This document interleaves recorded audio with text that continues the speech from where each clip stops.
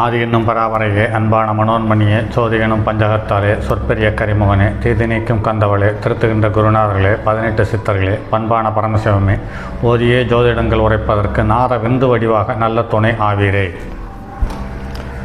உலகில் உள்ள தமிழ் பேசும் அனைத்து நல் உள்ளங்களுக்கும் மற்றும் ஜோதிட சான்றோர்களுக்கும் மூத்தவர்களுக்கும் ஜோதிட ஆர்வலர்களுக்கும் மற்றும் இந்த காணொலியை காணும் உங்களுக்கும் ஆஸ்ட்ரோராஜின் இனிய நல் வணக்கங்கள்.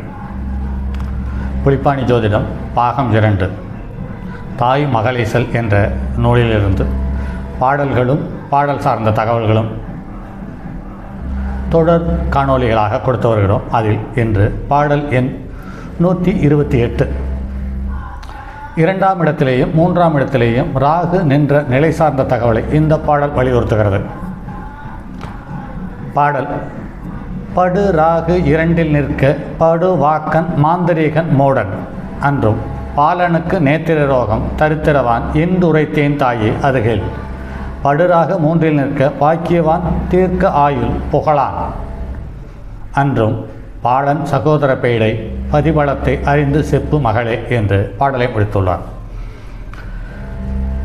மகள் தாயிடம் கூறுகிறாள், தாயே, ராகு 2ஆம் வீட்டில் அமர்ந்திருந்தால் ஜாதகன் வாக்குப்பளிதம் உள்ளவனாயிருக்கிறான், மாந்திரீகம் முதலிய இரகசிய கலைகளை கற்றிருப்பான், அறிவீனன், மேலும் ஜாதகனுக்கு கண் வியாதி உண்டு, வறுமை உடையவன் என்று மகள் கூற தாயும் கூறுகிறார், மகளே, ராகு 3ஆம் ஸ்தானத்தில் நின்றிருந்தால் அந்த ஜாதகன் நற்பேறுகளை பெற்றிருப்பான், ஆயுள் பலம் அதிகம், புகழுடையவன், மேலும் இளைய சகோதரர்களுக்கு இது துன்பம் தரும் அமைப்பாகும். ராகு நின்ற ஸ்தானத்தின் அதிபதியின் பலத்தை அறிந்து பின் பலன்களை எடுத்துரைப்பாயாக என்று கூறியுள்ளார். பொதுவாகவே 2ஆம் இடத்தில் பாவகிரகங்கள் நிற்பது என்பது அவ்வளவு சிலேக்கியமாக இருப்பதில்லை.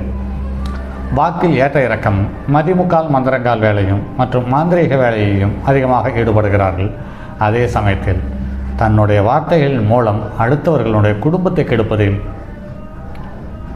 முழு உத்வேகத்துடன் செயல்பட்டு அந்த குடும்பத்தின் சுகங்களையும் சந்தோஷங்களையும் கெடுத்து அவர்களுடைய சாபத்தையும் வாங்கிக் கொள்கிறார்கள் என்பது நடைமுறையில் காண முடிகிறது.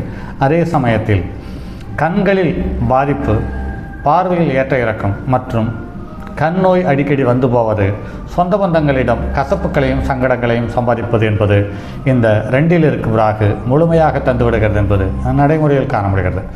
மேலும் 3ஆம் இடத்தில் ராகு என்பது ஒரு அற்புதமான அமைப்பு. இதில் லக்னாதிபதியும் 3 கூடியவனும் ஒருவருக்கொருவர் தொடர்பில் இருக்கும் பட்சத்தில் 3ஆம் இடத்தில் ராகு அமர்ந்து அந்த ராகுவும் சுபகிரகத்தினுடைய தொடர்பு பெற்றிருக்கும் பட்சத்தில் அந்த ஜாதகருக்கு அந்த ராகு திசை என்பது பொற்காலமாக அமைந்து விடுகிறது என்பதை நடைமுறையில் காண முடிகிறது. ஆக உபஜயஸ்தானத்திலேயும் மற்றும் 3, 6, 10, 11ஆம் இடங்களில் சொல்லக்கூடிய பணபரஸ்தானங்களிலும் ராகு இருந்து அவர்களுடைய தசாபுத்தி நடைமுறையில் வரும் காலம் அந்த ஜாதகனை ஒரு நல்ல வளர்ச்சிக்கு இழுத்துச் செல்கிறது என்பது நடைமுறையில் காண முடிகிறது.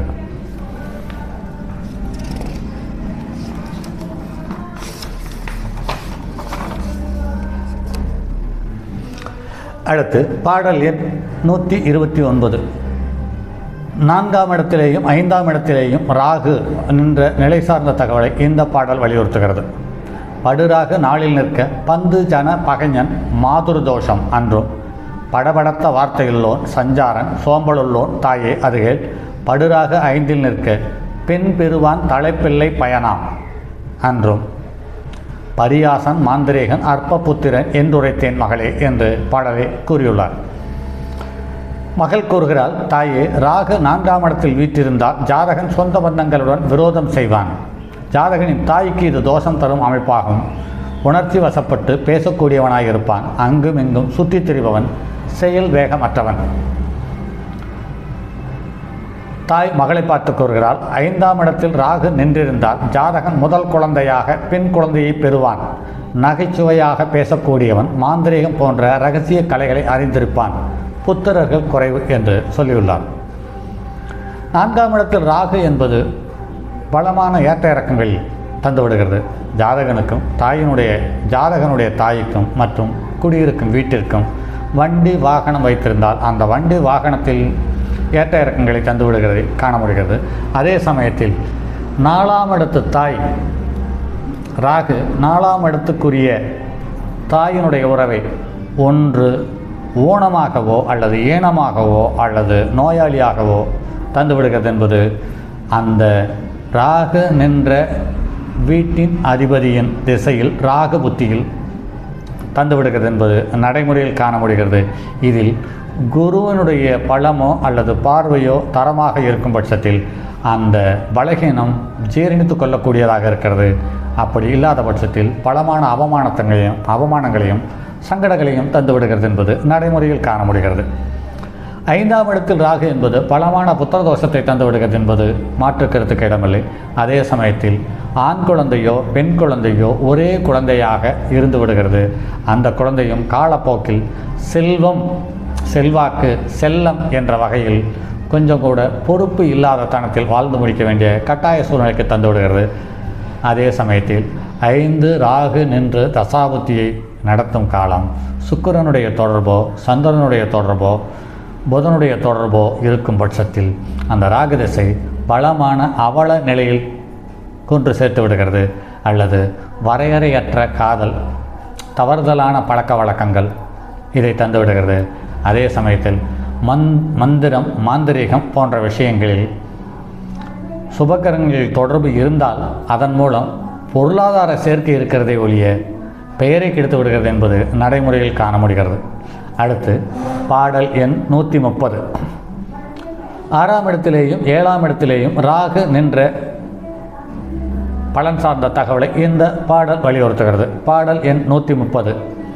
படுராகு 6இல் நிற்க பலவானாம் ஜெயமுள்ளோன் தனவான் அன்றும் மனைவியுண்டு இல்லமுண்டு பாலன் நல்ல மொழி உரைத்திடுவாய் தாயே.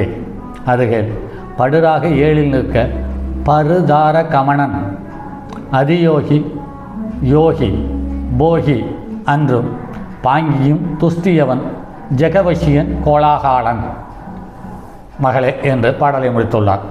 பொதுவாக 6இல் நின்ற ராகு அற்புதமான பலனை தந்து விடுகிறது என்பதில் மாற்று கருத்துக்கு இடமில்லை. தாயே, 6ஆம் இடத்தில் ராகு நின்றிருந்தால் ஜாதகன் உடல் பலம் கொண்டவன், பல விஷயங்களில் வெற்றி வாகை சூடுகிறான், செல்வமுடையவன், மேலும் நல்ல மனைவியும் வீட்டையும் பெற்றிருப்பான். இனிய வார்த்தைகளை பேசுகிறார். லக்னத்திற்கு 7ஆம் இடத்தில் ராகு நின்ற பலனை தாய் கூறுகிறாள். 7ஆம் இடத்தில் ராகு நின்றிருந்தால் ஜாதகன் பிற மனைவியோடு தொடர்பு கொண்டிருப்பான், சிற்றி இன்பங்களை அதிகமாக அனுபவிக்கிறான், யோக மார்க்கத்தில் ஈடுபடுகிறான், மனைவி நல் இயல்பு அற்றவளாக இருப்பாள், ஜாதகன் பலரை தன்பால் ஈர்க்கக்கூடியவனாக திகழ்கிறான், ஆடம்பரமான செயல்கள் செய்வதில் வல்லவனாக இருக்கிறான் என்பது சொல்லப்படுகிறது. இந்த 7ஆம் இடம் என்று சொல்லக்கூடிய சப்தமஸ்தானத்தில் ராகு இருப்பது என்பது வாழ்க்கையில் முன்ன பின்ன தெரியாத ஒரு புது சொந்தங்களிலிருந்து வாழ்க்கையை துணையை தந்துவிடுகிறது என்பது நடைமுறையில் அப்படியே ஒத்துப்போகிறது. அதே சமயத்தில் குடும்பம் சார்ந்த விஷயம், மனைவி சார்ந்த விஷயத்தில் அவமானத்தை தராமல் இந்த ராகு விடுவதில்லை என்பது நடைமுறையில் காண முடிகிறது. அதே சமயத்தில் ஒன்றுக்கு மேற்பட்ட பெண்களினுடைய உறவு வாழ்க்கையில் வந்து போகிறது. அதோடு சேர்த்து கசப்பையும் அவமானத்தையும் அள்ளி தெளித்து வருகிறது என்பது நடைமுறையில் காண முடிகிறது.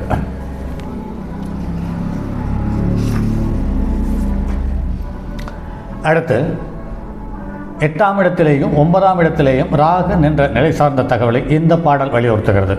பாடல் எண் 131. அஷ்டமத்தில் ராகு நிற்க அரவு பயம் பிளவை தனநாசம் என்றும் அம்மையாலும் சோரராலும் அவதிமெத்த உண்டாகும் தாயே, அதுகே துஷ்டராகு நிதியேற தொலைத்திடுவான் பிதுர்வர்க்கம் துரோகி அன்றும் துடியான மாந்திரிகன் விகடத்தில் லாபம் உண்டு மகளே என்று பாடலை முடித்துள்ளார். மகள் தாயிடம் கூறுகிறாள், 8ஆம் இடத்தில் ராகு நின்றிருந்தால் ஜாதகனுக்கு பாம்பு முதலிய ஜல விந்துக்களால், விஷ ஜந்துக்களால் தொந்தரவு உண்டாகும், பிளவை நோய் வரக்கூடும், செல்வம் நஷ்டமாகும், அம்மையேனும் திருடர்களாலும் அவஸ்தை அதிகம் பட வேண்டியிருக்கும். தாய் மகளிடம் கூறுகிறாள், மகளே, 9ஆம் இடத்தில் ராகு நின்றிருக்க தந்தை வழியினருக்கு அழிவு நேரும், ஜாதகன் நம்பியோருக்கு கெடுதல் செய்பவனாயிருக்கிறான், மாந்திரீகம் முதலிய இரகசிய கலைகளில் திறமை பெற்றிருக்கிறான், நகைச்சுவையாக பேசுவதாலோ, நகைச்சுவையால் நடிப்பாலோ அல்லது நகைச்சுவையாலோ ஆதாயம் பெறுகிறான் என்று கூறியுள்ளார். இந்த 8ஆம் இடத்திலேயே இருக்கிற ராகு முதலில் நமக்கு தருவது அவமானம், அதே சமயத்தில் இழப்பு, அதே சமயத்தில் விரயம், அதே சமயத்தில் குழந்தைகளினுடைய ஒழுக்கம், உடல் சார்ந்த விஷயம், இந்த இரண்டிலேயும் பலமான பாதகத்தையும் சங்கடத்தையும் தருகிறார் என்பது நடைமுறையில் காண முடிகிறது. அதே சமயத்தில் பிளவை நோய் என்று ஒரு நோய், அந்த நோய் கால் ஓரங்கள், கையினுடைய ஓரப்பகுதிகளில் பாலமாக சதை வெடித்து அல்லது தோல் வெடித்து ரணமாக மாறுகிறது. இது அந்த ராகுவினுடைய சாரம் பெற்ற கிரகத்தினுடைய தசை புத்தி நடக்கும் பொழுதும், ராகுவினுடைய தசாபுத்தி நடக்கும் காலத்தில் இது நடைமுறையில் காண முடிகிறது. இதுவும் அந்த 8ஆம் இடம் நீர் ராசியாக இருக்கும் பட்சத்தில் இந்த நோய் அந்த ராகு தசை அல்லது புத்தி முடியும் காலம் வரையிலும் தொடர்ந்து சிரமங்களையும் வேதனைகளையும் தந்துவிடுகிறது என்பது நடைமுறையில் காண முடிகிறது. அதே சமயத்தில் 9ஆம் இடத்தில் ராகு இருக்கும் பட்சத்தில் தந்தை வழி சொந்தமும் தந்தை வழி சொத்தும் பலமான அவமானங்களையும் சங்கடத்தையும் தந்துவிடுகிறது. அதே சமயத்தில் தந்தை வழி வம்சாவளியினருக்கு ஒரு அவமானத்தை தேடித்தரக்கூடிய ஒரு தரம் குறைந்த அல்லது திருப்தி இல்லாத ஒரு பிறவியை தந்து அந்த ஜாதகனை கேவலத்துக்கு ஆளாக்கி விடுகிறது என்பது நடைமுறையில் காணப்படுகிறது. அடுத்து பாடல் எண் 132, 10ஆம் இடத்திலேயும் 11ஆம் இடத்திலேயும் ராகு நின்ற நிலை சார்ந்த தகவலை இந்த பாடல் வலியுறுத்துகிறது. படுராகு 10லேற பாலகனுக்கு களத்தரம் எத்த புனிதன் அன்றும் பார்மன்னரால் லாபமுள்ளோன் புத்தரர் அற்பம் மாடியுள்ளோன் தாயே அருகில் படுராக 11இல் பண்டிதத்தில் வல்லவனாம் நோயன் அன்றும் பதியுள்ளோன் செவிமந்தன் துஸ்தருக்கு தோஷமுண்டு மகளே என்று பாடலை முடித்துள்ளார். மகள் தாயிடம் கூறுகிறார், தாயே, ராகு 10ஆம் வீட்டில் அமர்ந்திருந்தால் ஜாதகனுக்கு அநேக மனைவியர் உண்டு, பரிசுத்தனாய் இருப்பான், அரசர்களால் ஆதாயம் கிட்டும், புத்திரர்கள் குறைவு, மாடி வீடு உண்டு என்று கூறியுள்ளார். தாய் மகளை பார்த்து கூறுகிறார், மகளே, ராகு 11ஆம் ஸ்தானத்தில் வீற்றிருந்தால் ஜாதகன் மொழிப்புலமை படைத்தவனாய் இருப்பான், வியாதியஸ்தன், மேலும் செவிப்புலன் மற்றும் மந்தமாயிருக்கு. ஜாதகனின் மூத்த சகோதரர்களுக்கு இது தோஷம் தரும் அமைப்பாகும் என்று கூறுகிறார். இந்த 10ஆம் இடத்தில் நின்று இருப்பது பாவி 10இல் நிற்பது சிறப்பு என்ற கோணத்தில் இது பாடலில் சொல்லப்பட்ட பலன் ஓரளவு திருப்திகரமாகவே இருக்கிறது என்பது மாற்றுக்கருத்துக்கு இடமில்லை. அதே சமயத்தில் அப்படி இருந்தாலுமே கூட தன்னுடைய குழந்தைகள் அந்த குழந்தைகளுக்கு எதிரான வாழ்க்கையை அமைத்து தரக்கூடிய பழக்க வழக்கங்களை தந்துவிடுகிறது என்பது நடைமுறையில் காண முடிகிறது. அதே சமயத்தில் குழந்தைகள் கொஞ்சம் தைரியசாலியாகவும் அல்லது அசட்டுத்தனமான துணிச்சலோடு கூடிய செயல்பாடு கொண்டவளாகவும் இருக்கிறார்கள் என்பது நடைமுறையில் காண முடிகிறது. 11ஆம் இடத்தில் ராகு நிற்பது என்பது ஒன்றுக்கும் மேற்பட்ட மொழிகளை கற்று தேர்ந்தவர்களாக இருக்கிறார்கள் மற்றும் ஒன்றுக்கு மேற்பட்ட மந்திரங்கள் சம்பந்தப்பட்ட விஷயத்தில் கைதேர்ந்து அந்த மந்திர உச்சாடனங்கள் மூலம் பலவற்று பூசாரிகளாகவும் வாக்கு சொல்பவர்களாகவும் குறி சொல்பவர்களாகவும் நடைமுறையில் காணப்படுகிறது.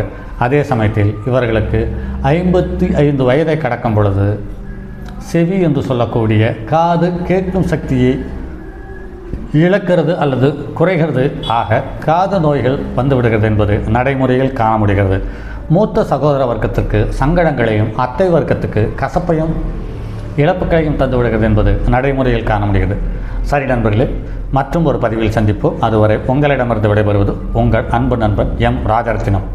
என்னுடைய தொலைபேசி எண் 9788972999. சரி நண்பர்களே, இனி அடுத்து வரும் பதிவுகள் ஒவ்வொரு பதிவுகளுமே ஒவ்வொரு புதிய தகவலை உங்களுக்காக சொல்ல காத்திருக்கிறது. அடுத்து இந்த ராகு கேது பெயர்ச்சி, குரு பெயர்ச்சி, சனி பெயர்ச்சி, இப்படிப்பட்ட பெயர்ச்சிகளை கடந்த 10 வருடமாக தொலைக்காட்சியில் பெரும் ஜோதிடர்கள் பலன் கூறி வருகிறார்கள். இந்த பலன்கள் நடைமுறையில் ஒத்துப்போகவில்லை என்று தெரிந்த பிறகும் அவர்களே அடுத்த முறை தொலைக்காட்சியில் தலை காட்டுகிறார்கள். இது எப்படி என்று தெரியவில்லை.